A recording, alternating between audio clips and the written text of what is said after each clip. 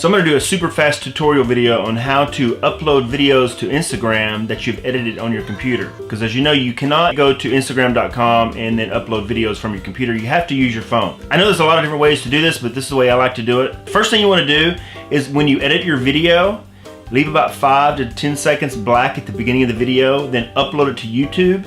Then go to YouTube on your phone. So this is using your iPhone, by the way. So on your iPhone, hit the screen capture button. Make sure you turn your phone sideways. Click on the video.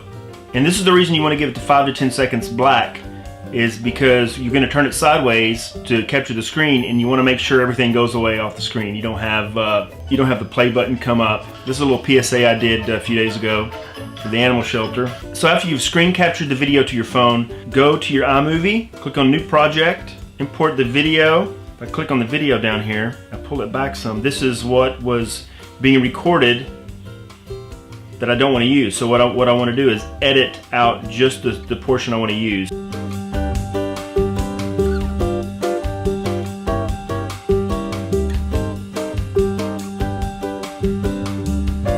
So after you've exported the video, go to your Instagram page, upload the video. It's pretty much that simple.